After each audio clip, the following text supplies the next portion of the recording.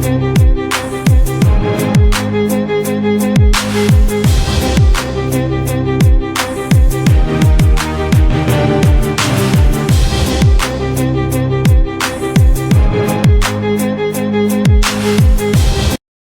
guys, what's going on? I'm Tim for The Real Sports Talk. Hit me up on Twitter at CashKelly_TRST. You can get all my thoughts on sports there. You can also like The Real Sports Talk on Facebook, The Real Sports Talk. And you can find this show, if any of you guys are watching this, embedded on another site at youtube.com/Mr. Kelstar. Last night it came down that a group headed by Magic Johnson, even though Magic Johnson is not necessarily the guy who shelled out the most money, but a group where he was kind of the face of it, and maybe he was the reason that it ultimately got done, because I think that it needed to be someone that kind of had a big name to get this done. We know Steve Garvey had an interest at one time before they ruled him out. Joe Torre had an interest, so it kind of needed to be a big name that was in one of these groups, but obviously Magic Johnson did not just reach in his pocket last night and pull out his checkbook and say, you know what, screw it, man.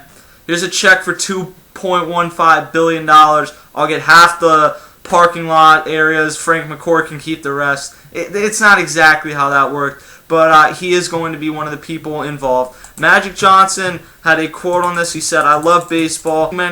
I've been to many, not just Dodger games, but baseball games around the country. I grew up a Detroit Tiger fan, of course, being from Michigan, and then became a Dodger fan when I moved to LA over 30 years ago. Now, don't ask me how you can just be a diehard fan of one team and then move somewhere else and become a fan of that team. I've never really understood that, but whatever. And he said, but the reason I joined was because of these two guys, Steve Caston and Walter, who Walter will be the main owner. It was an easy decision. When I met Mark Walter, he reminded me so much of Lakers owner Dr. Jerry Buss in terms of how he approached things, how he wants to win, family man, that whole thing. Now, Magic Johnson does have a small stake in the Lakers, nothing big, so this is like his first time where he is one of the main owners of the team. And he said, he came out in Baseball Tonight last night and said that he's going to be heavily involved in the team. I'm reading this on ESPN Los Angeles, and he also said, I still can't believe that we're buying the Dodgers. I can't believe the Dodgers were on the market.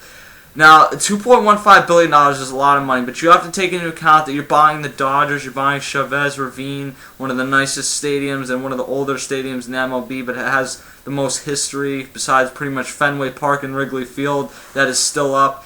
And I think that the Dodgers are in LA. They are still LA's team. It's kind of like how the Clippers might be a little bit better than the Lakers, although it hasn't looked like that lately.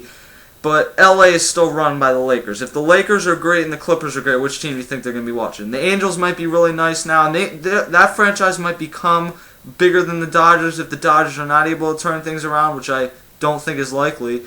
I don't think it's likely that they aren't able to turn things around. But if the Dodgers come back to winning, the city will become the Dodgers city again.